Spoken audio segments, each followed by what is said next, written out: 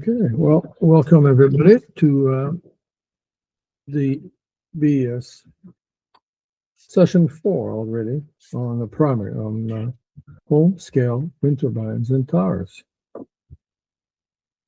As we said before, this presentation is recorded and made available later on YouTube. So what we're going to cover today are two things. One is the pre-sales opportunity assessment and the sales process. Now, the pre-sales opportunity assessment is like a triage, right? Time is precious. Time is not free.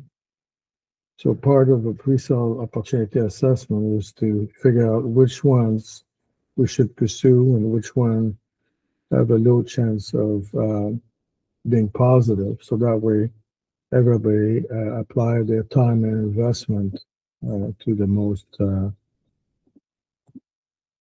opportunity. Okay, so this is based on our experience over the last few years.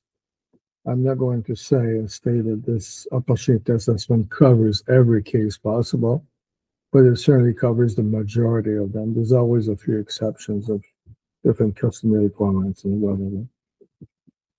So when somebody calls and say, they have an interest, or I have an interest in adding or installing a wind turbine tower, it's always good for us to assess what their objective is with this. So a few objectives are listed here. One is, they may want to reduce diesel propane generators for electricity generation. That's a good one, and we'll see later on, and I showed that last week, that it's a very good opportunity in terms of return on investment for the customer. In any case, if that's the case, there's an opportunity here to request what the annual volume and cost of this diesel and propane is, and that will help us move forward. The second objective might be complement solar generation. In that case, perhaps they're also using diesel and propane generators to complement solar. The good news there is if they have solar, that means they have batteries, they have inverters and all that. So the cost of installing and adding a wind turbine and all that, the power electronic cost is much lower because it already exists. A third one is some of them are interested in net metering. So they want to connect to the grid and get some credits for the electricity they send to the grid. And the last one is reduce the grid electricity unit cost. And some of our rural customers are tired of the electricity going up every year, and there's a bit more blackout. So sometimes that's basically what they want to do. They want to reduce the unit cost by generating their own power and taking less electricity from the grid. So that's the objective. There's probably a few more than that, but those are the major ones that we see. The second question, or the second assessment, is to see how will they justify that investment. Because we're not talking about a few $100s here. We're talking thousands of dollars. So how will they justify it? And that helps us figure out how to position the proposal. In some cases, they may look at that, and some of them will all say, you know what, it's an investment. So I like to know what the return on investment is, which is, I'm making an investment, and what's my return? What's the percentage return I get on that investment? And or what's the investment payback, which is basically a definition of how long does it take before I get my money back of the investment, and then after that, it's free money, right? Others are more, they want to reduce greenhouse emission from their diesel or propane generators. And again, we can help that. We can calculate, we can figure out what the reductions of greenhouse emissions are over a certain number of years. And that's basically that justification. Important to know that. Another one is they want just to migrate totally to an off grid, um, and we can deal with that. Okay, so understanding the objective, understanding how they justify in their own mind the potential investment are important consideration. Third thing to do, step number three, is set expectations. I think it's fair to say that a lot of potential customers go to Amazon or look at other wind turbines and towers and look at the cost of these things and say, wow, that's pretty affordable. Well, I think it's important early on to let them know that our wind turbines and towers are designed for the harsh Canadian weather. So in other words, they're robust, they're heavy duty, they have a 10-year warranty. So the pricing, the pricing reflects the high quality, the fact that designed and made in Canada. Another thing that's very important is that we meet, if not exceed, various CSA standards. Some of them for the tower and antenna for the tower, so they don't fall, and the wind turbine normal and abnormal operation. Meeting those standards is not cheap. It comes at a cost, but it also provides value to the customer. So, for example, meeting the standard for towers ensures that the tower is not going to fall down, which I think would be appreciated. It doesn't come cheap. That means the design is robust. Okay. Same thing for other standards. So that provides safety, security, reliability for the customer. But there's a cost associated with that. So I think the message there when we talk to the customer on the pre-assessment or pre-sales opportunity is to make sure that they understand that the pricing they provide is above foreign products, including those available on Amazon. If some of them are looking to buy from Amazon, well, that's what it is, and we can't compete there on price, right? But we're much higher quality, and they don't have to worry about buying a new turbine in a year or two. And so, three things I've talked about: what's the objective for the customer? How will he or she justify that investment? Third, setting budget expectations. So we don't have that, oh, I didn't think it was going to be that expensive, but we don't want to waste the time. With all this, the next step 4, at this point is, request an annual energy production report from BS. So we know what the wind profile is at the location, and then we can look at opportunities with the client.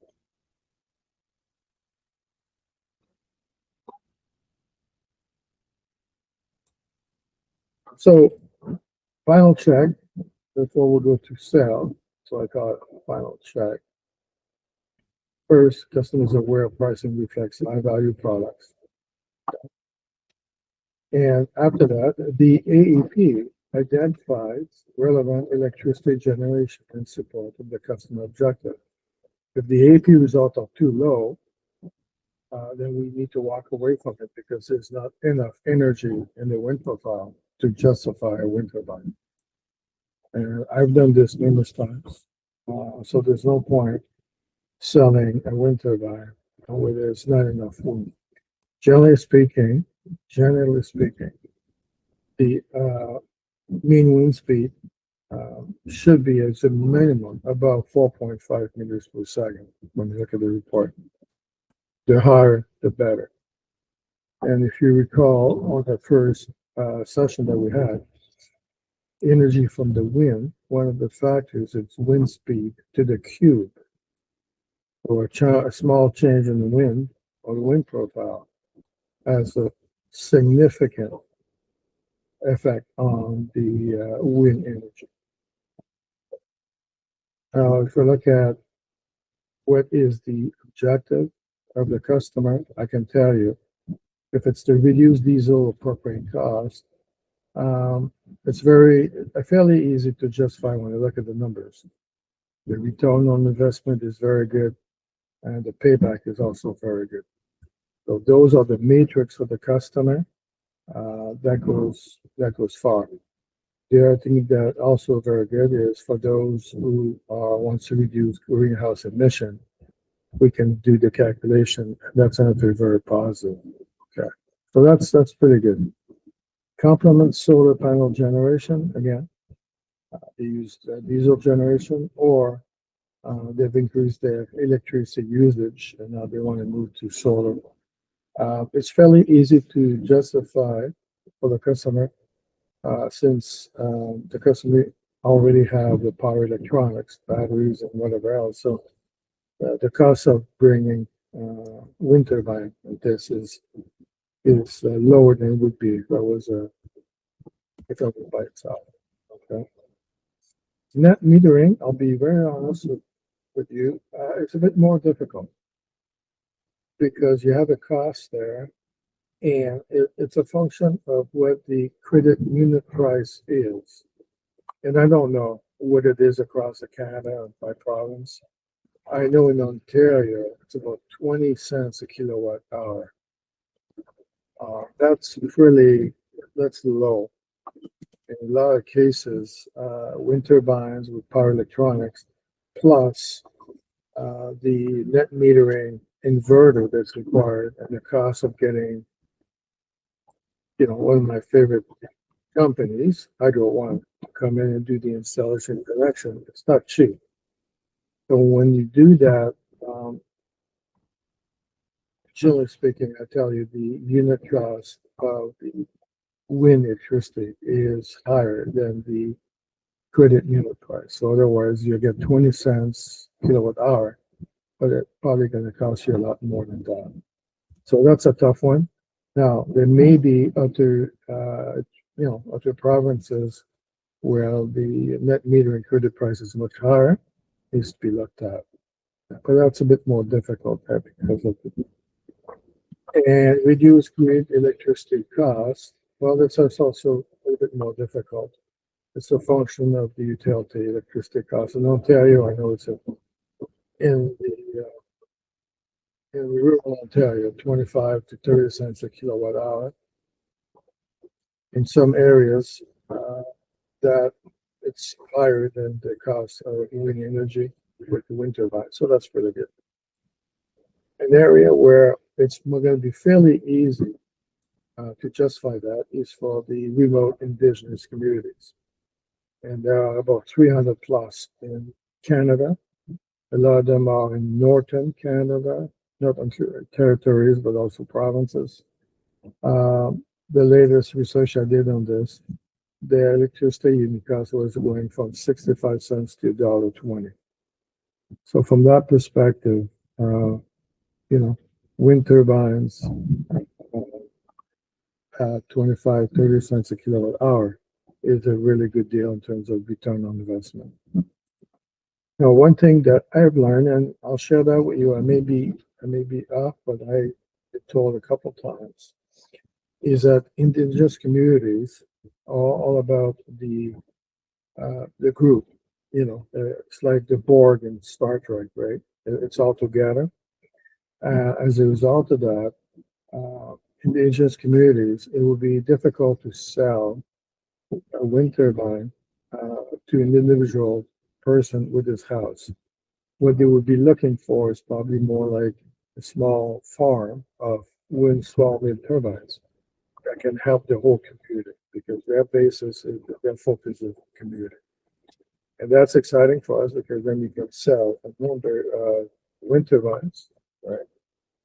And it's much easier to deploy a number of wind turbines, small ones, in a farm than the big utility ones that are very complex, technically difficult to install.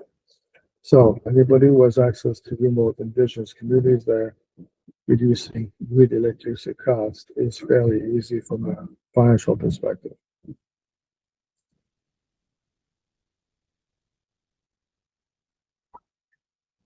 Okay, so let's say that final check proved positive. The customer, you got everything you need to know about that.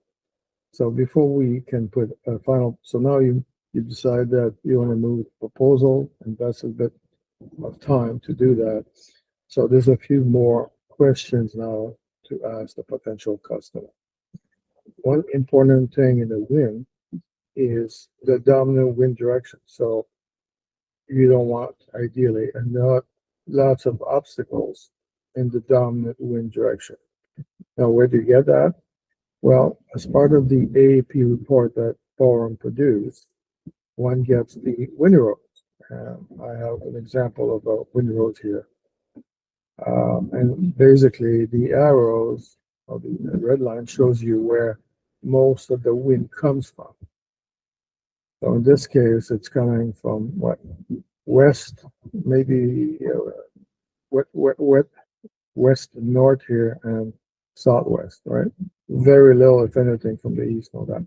So from this wind rows, what we want to make sure is there's no big obstacle, in that direction from where the tower will be installed. Okay. So we need to know the height of any obstacle and the distance. The obstacle should be at least 100 to 100 feet from the tower, and the turbine needs to be 15 to 20 feet above the obstacle height. All right. Now, it's easy to do. Well, we can do that with Google Map or Google Earth to identify any obstacle. The other thing is we have brochures, or I guess it's called now infographics. On our website, there's two that will be relevant to help here. One is called How to Easily Measure Tree Height. And it's basically a set of applications that you can run on your smartphone. Take a picture and the system will tell you what the height of the canopy is. So there's no cost to it. Really good. And there's also another infographics on tree height, tower height selection. Those are the two things that can help. The key message here is to understand the obstacle, because if there is an area of canopy, well, the height will determine the minimum tower height that you can use. And that's important from a proposal perspective.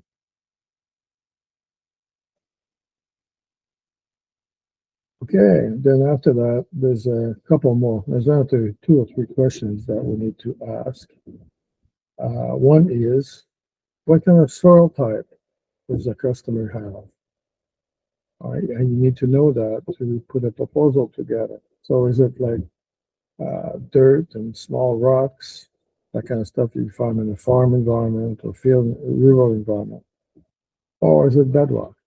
All right, and this impacts how we connect the tower base to the ground and what kind of anchors we have to provide for the guy wires.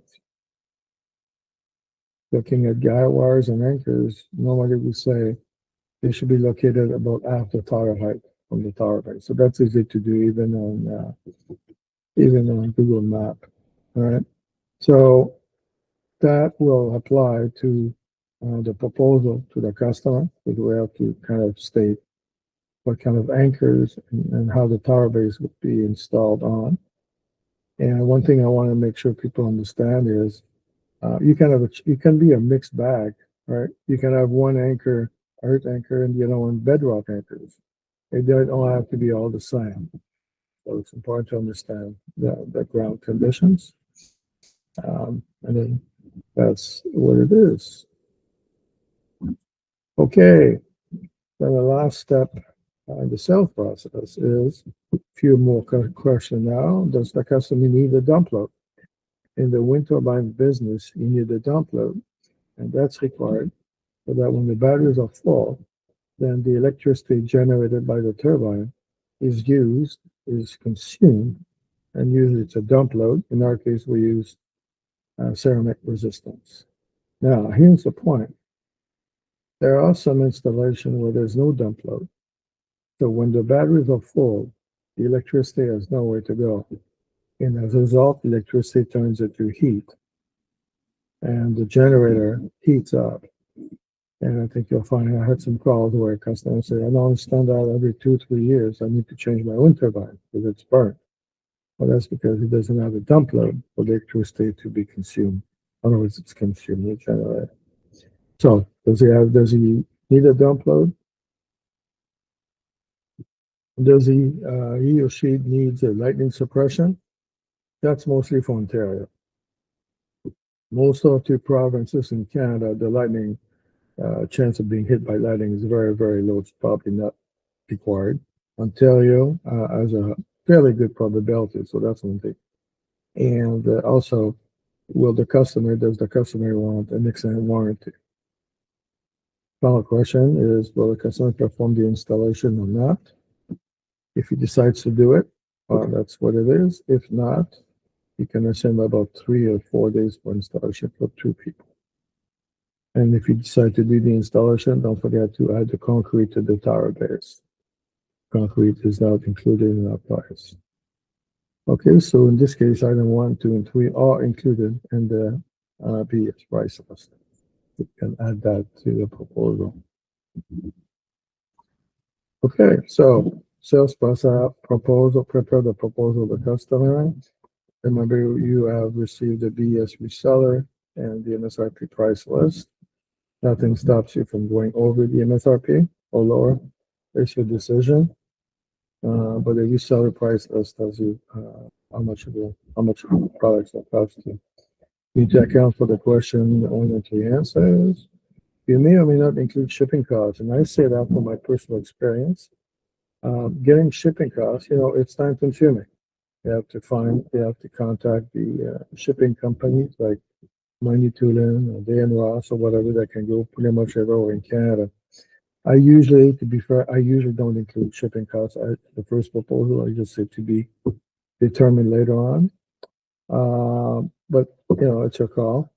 And then as part of the proposal, I suggest we always include the annual energy production report, right? If they're looking for a matrix, return on investment, and payback, we talked about, and also greenhouse emission reduction. Now, 2, 3, and 4, BES can give you the matrix and calculate that for all of you in the short term. In the long term, tools will be provided by BES so you can do it yourself.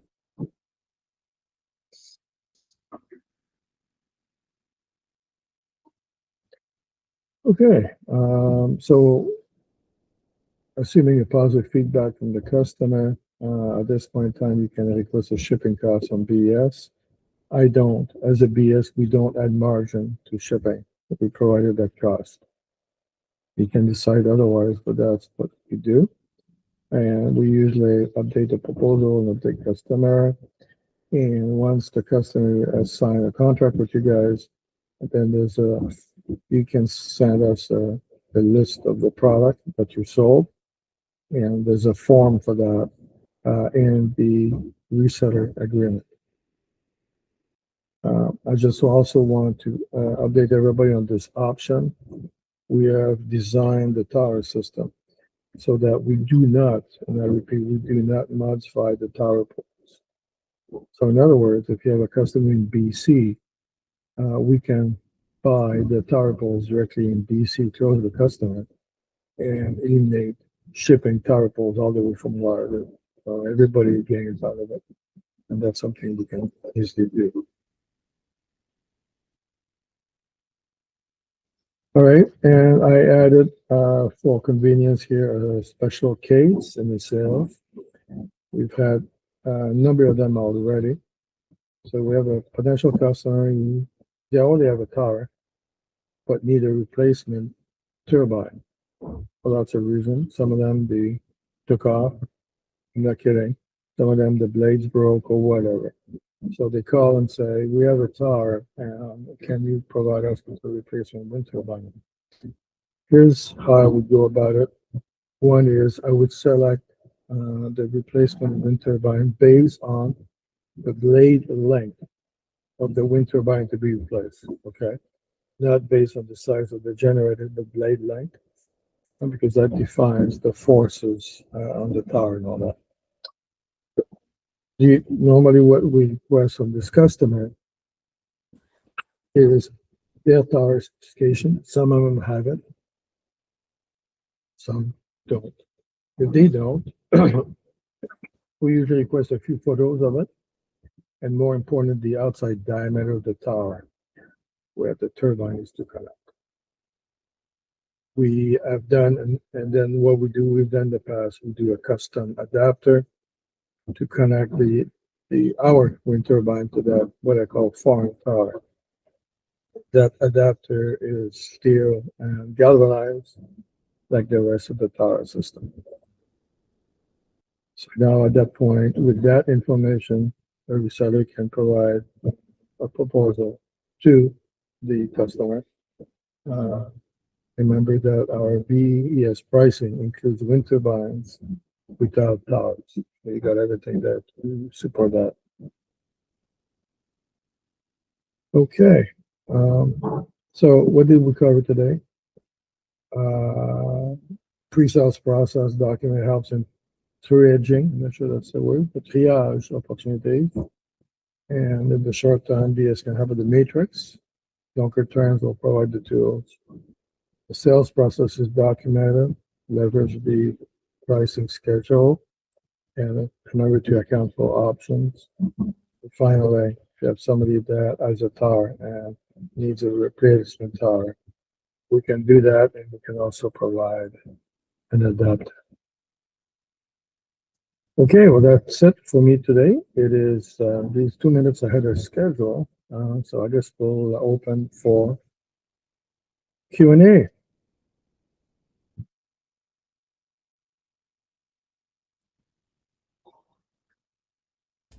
Leo have a question, Odilon. If you can take a look to the chat. Yeah, do you want to answer that one, Nicholas? Okay, what's the typical cost for a 5 kilowatt wind turbine system? So our system goes to 1 kilowatt to 3 kilowatt. But wind is kind of different as solar. Actually, the 3 kilowatt can generate up to 7.5 kilowatts. So we highly recommend to start by doing a wind assessment. And our pricing goes from, give me a second. Just gonna read this.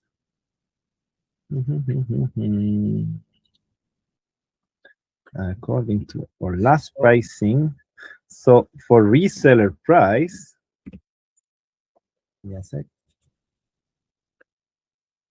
Well, Nicholas is doing that. I'm going to add that the pricing is also a function of the tower height.